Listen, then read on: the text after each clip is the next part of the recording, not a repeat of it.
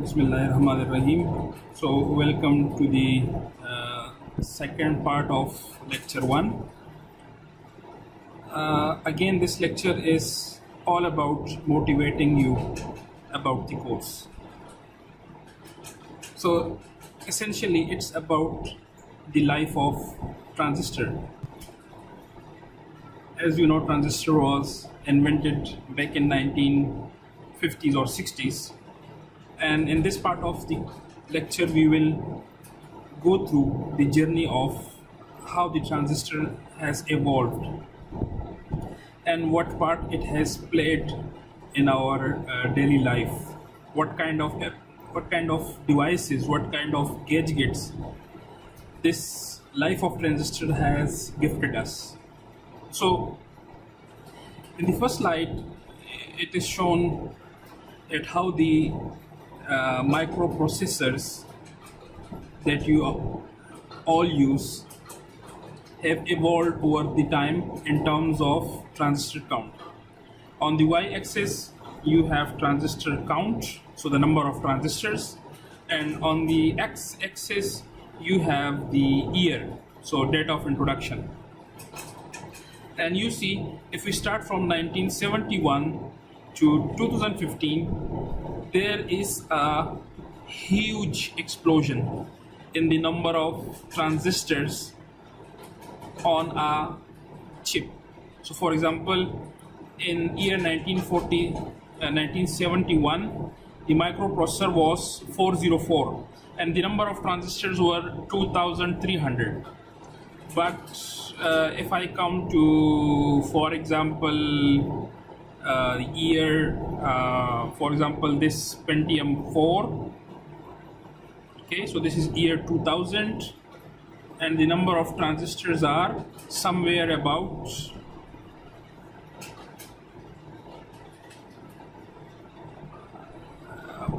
I think 40 or 50 million transistors. So this curve is the curve for what is known as Moore's law. Moore's law. So Moore was a person. He was actually the CEO of Intel.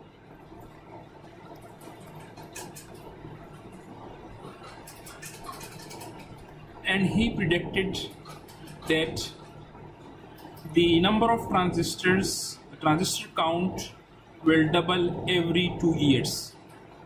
So the number of transistors on a chip will double every 2 years, and this is called Moore's law.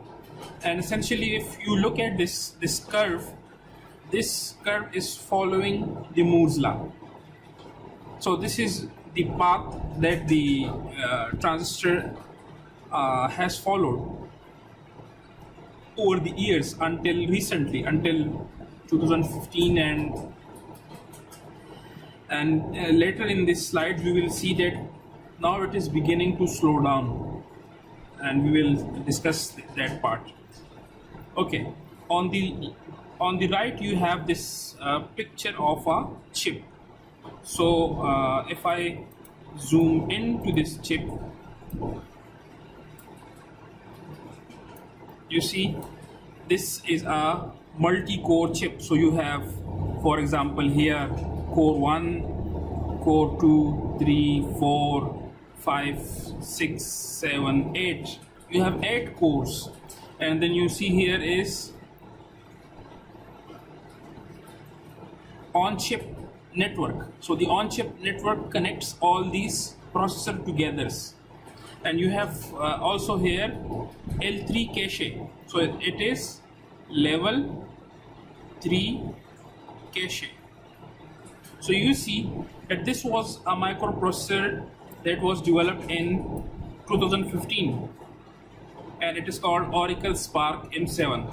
It was developed in 20 nanometer.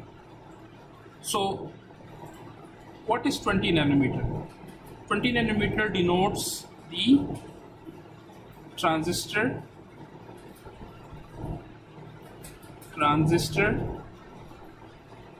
gate length. Okay, so if you consider the transistor like this, so this is your substrate, this is your, for example, source, this is your drain, and here is your gate. So this is called LG, or channel length. So in 2015, the Spark M7 microprocessor was using transistors whose value for LG was 20 nanometer, and this was back in 2015. If you check now, so the value of LG in 2020, the LG will be around 7 nanometer, maybe below 10 nanometer. So what this means is, over the years, the transistor is becoming smaller and smaller, and when the transistor becomes smaller, you can put more transistors on the same area of a chip, and essentially this has resulted in better and better microprocessors. So if you take Pentium 1, the number of transistors were, for example, 1 million. If you take Pentium 2, there were like 4 million. If you take Pentium 3, it were maybe like 10 million. If you take Pentium 4, it will be like 40 million. So the number of transistors has been steadily increasing, and in fact they are doubling every 2 years. So this is called Moore's law. Again, this is the data from Intel. The source is given here. If we look to the first graph shows the area, so which is in millimeter square per transistor. So the area taken by a transistor, you see it is decreasing. So for example, it was 130 nanometer, then it is decreasing, and now it is like 14 nanometer. Okay, and as I told you, in 2020 it will be on this side of 10 nanometer. Okay, the second, so this was the first graph. The second graph shows the dollars per millimeter square. So basically this is this says in $1 how much area you can manufacture for transistor. So you see that it is also reducing. So for example, initially in 1 per millimeter square you can have 130 nanometer transistors. Now you can have 14 nanometer transistors. So what this means is the cost is increasing. Cost is increasing for smaller transistors. So if you want to manufacture smaller transistors, the cost of manufacturing smaller transistor will increase. If you want to manufacture the same millimeter square area, the cost is increasing. Now the third one shows the cost per transistor. So you see the cost per transistor is decreasing as LG goes from 130 nanometer to 10 nanometer. What this means is that cost of manufacturing transistor is decreasing. Let me go back to the second graph to explain it again. So the second graph, this shows cost of millimeter square area is increasing. The reason is that it is difficult to manufacture smaller transistors in the same area. But because of the first graph, the number of transistors are increasing, so the cost per transistor is decreasing. Okay, so again it shows the trend. The last graph was until 2015. Now this one is 2020 and beyond. So if you keep on increasing, so you see the size is 10 nanometer, and then it is 1 nanometer, and then 0.1 nanometer. Okay, so these are called, if you go beyond 10 nanometer, these devices becomes quantum devices, and below 1 nanometer, 0.1 nanometer is the size of atoms. So obviously you cannot make transistor smaller than the atom. So there is a fundamental physical limit, fundamental physical limit to which transistors can be made smaller. So you cannot make it smaller than atoms. Okay, so essentially there will be a time when the semiconductor industry will stop reducing the size of transistors. But remember, this is what has happened until 2020 or 2015. Beyond 2020, they will hit this physical barrier. Okay. Now again, Moore's law impact on Intel microcomputers. So this is the minimum feature size, again LG, and this y-axis is in micrometer. So in 1980, the minimum feature size was around 4 micrometer, and if you go into 1990s, it is like 1.2 or something micrometer, and if you go to 2005, for example, it is 0.2 micrometer something. Okay, in 2009 it is 0.032 micrometer, which essentially is 32 nanometer, and in 2011 it is 22 nanometer. So this graph shows how the feature size or the LG is decreasing over the years. So in the above graph also, in 2011 we have 22 nanometer, in 2013 we have 14 nanometer, in 2015 onwards we have 10 nanometer, 7 nanometer and 5 nanometer. Okay.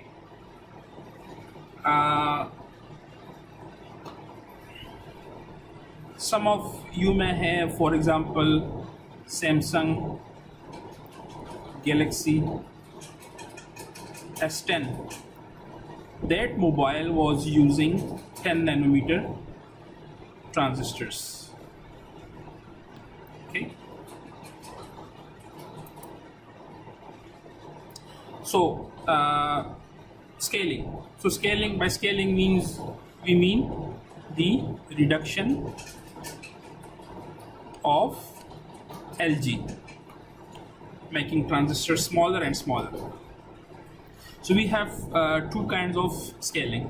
One is geometric scaling, and geometric scaling means the physical shrinking of LG, of the dimension of transistor. And we have equivalent scaling, which means the three-dimensional structure is improved, maybe by new material. So for example, we may add some new material to the manufacturing phase, which may enhance the electrical properties. Okay, so this is called equivalent scaling. So we have geometric scaling, which means physically reducing the size, and we have equivalent scaling, which means enhancing the electrical properties.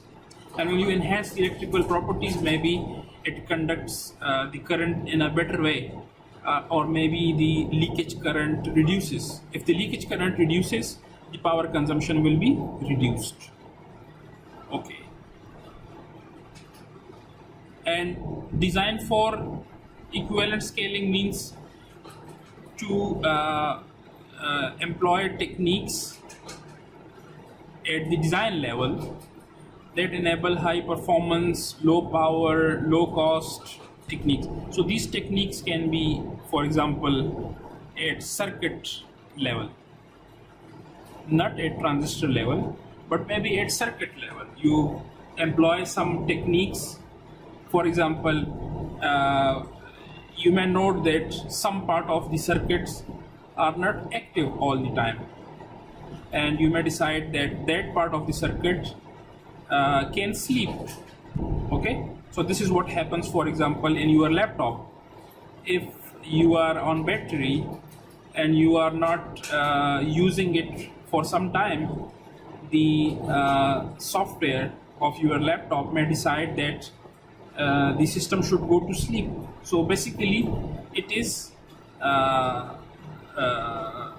improving your battery life. So this is 20 nanometer 3D FinFET. Okay, so in the last slide we said equivalent scaling. So this was a new kind of transistors that was introduced by Intel. Okay, and this was introduced for 20 nanometer. And how this transistor is different is given in this structure. You see, normally this part is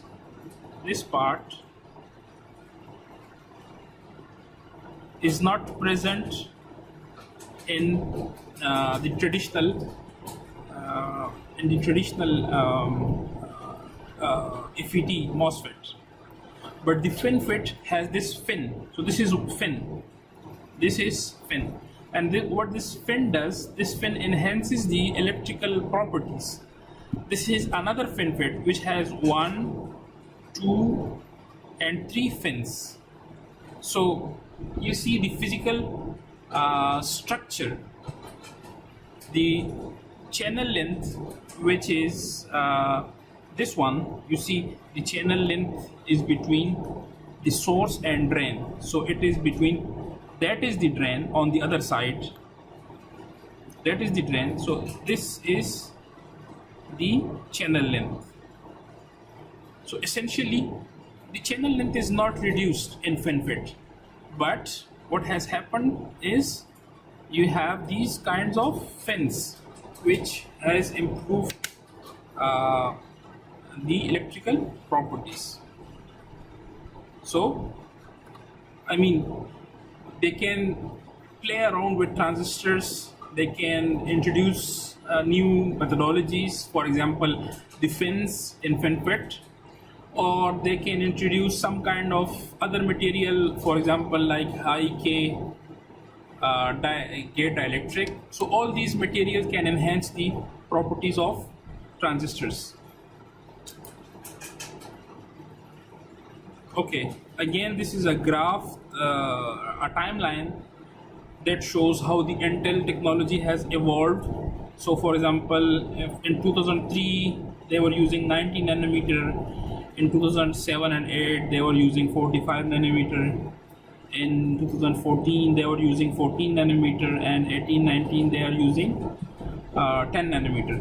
And below here you have like the technologies. So for example, strand silicon, high K metal gate, self-aligned vias, FinFET.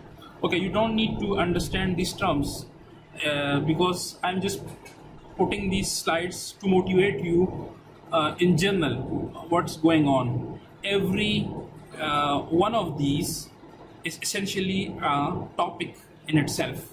So I'm just putting these slides to motivate you that in order to reduce the size of transistors, they have to play around with different kinds of techniques. They have to research, and they have to do with different kind of materials. So this has been ongoing. Again, this is another slide. So this shows the physical structure. So you see in this course we also will later see these kinds of structures, okay? But don't worry about these now. Essentially the purpose of this slide is this one. So if you go below 10 nanometer, okay, so there will be a point when your CMOS, which is the topic of this course, and in last part of the lecture I explained it, this stands for complementary metal oxide semiconductor. So if you go below 10 nanometer, there will be a point when the CMOS will stop working, and there is a huge effort in industry and academia.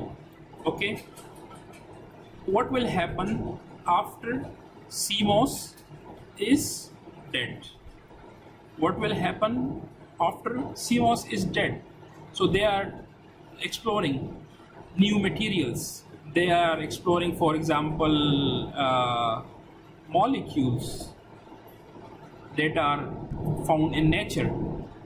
So they are taking the molecules, for example, from benzene, and they are making transistor out of this. They are taking, for example, DNA, and they are using DNA for computing purposes. They are using nano wires for conducting electricity, and all these different kinds of technologies that people are researching. So again, this is to tell you that what will happen when the CMOS is dead.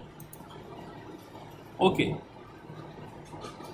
so this slide is, as we saw, that Moore's law is near its end. Okay, if we go below 5 nanometer, may not work. So essentially this was what kept the semiconductor industry alive for so many years, for more than 3 decades. And when the Moore's law is dead, what will happen? So there are people who are suggesting that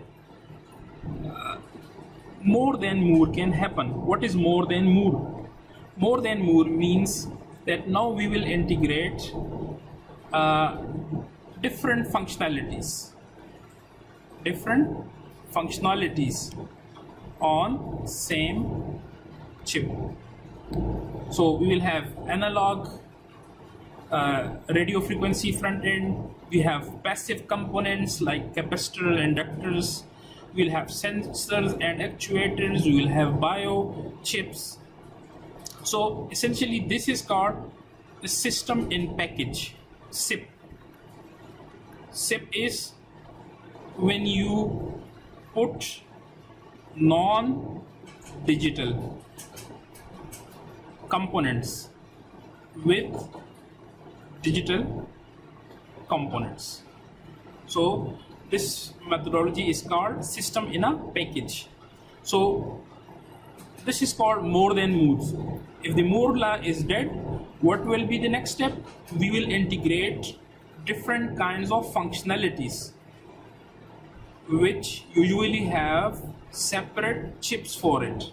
But now those separate chips will go inside the system in package. And the system in package will be a small chip which is integrating different kinds of chips inside it. And in this way, whenever you do this integration, you save a lot of power, you save a lot of money. So this is what going to be happening. And this one shows more moves mean miniaturization. So you see on this side you have what will happen if we continue along this path. So we will be integrating more and more components, digital contents on a system on a chip, SoC, system on a chip. So when you go along the downwards Y direction, you will put more and more components, digital components on a chip, and that is called SoC. And when you integrate analog components, that is called SIP. Okay, so we can combine the SoC and SIP together, and this is the future. So the future will be this: you will have a chip that will have both analog and digital components on the same package, in the same chip.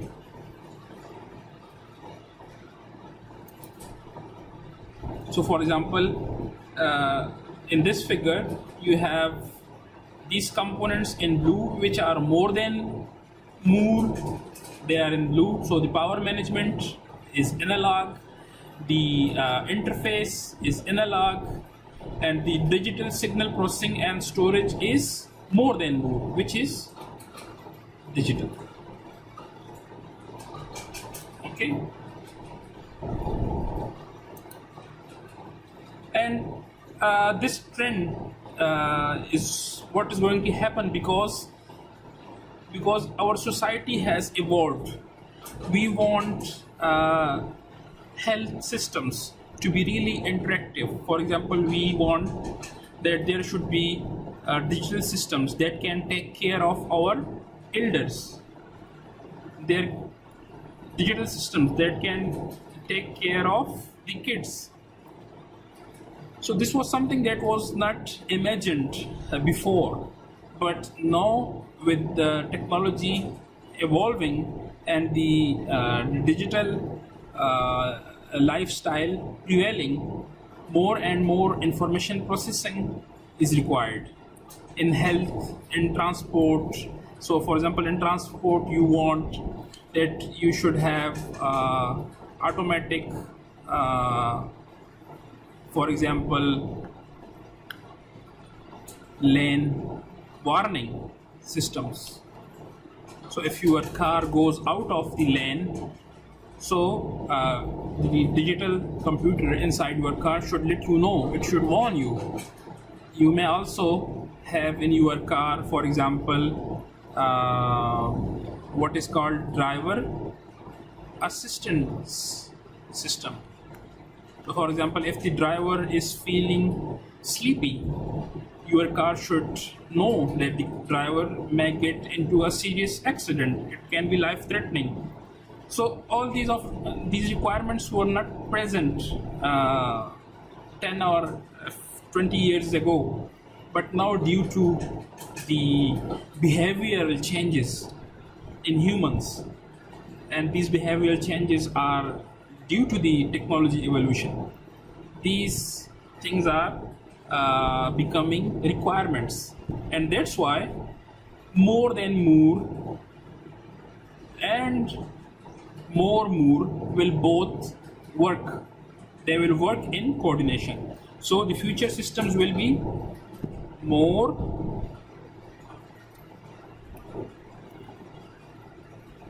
Moore, which means transistor scaling plus more than Moore, which means diversification of functions, analog components for different purposes like communication, for sensing, for all these things. Okay, so these are the general trends. So on this side we have the trends, and on this side we have the consequences. So higher integration level means exponentially increased components. For example, transistors per chip. What is the result of this? The result of this is higher speed. So if you have smaller and more transistors per chip, you will have higher frequency. The frequency will go up. And also you can do parallel processing. Okay, maybe we come back to this point later in the course, but why has the frequency of computers stopped at, for example, 4 gigahertz? Frequency stopped at 4 gigahertz. If you buy new laptops or computers, you will never see a processor running at, for example, no processor at 10 gigahertz. Why? The reason is power consumption.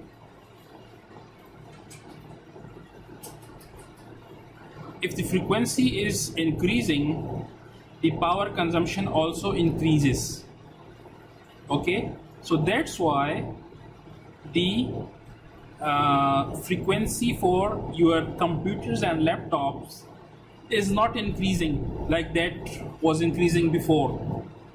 Instead, the new trend is this parallel processing.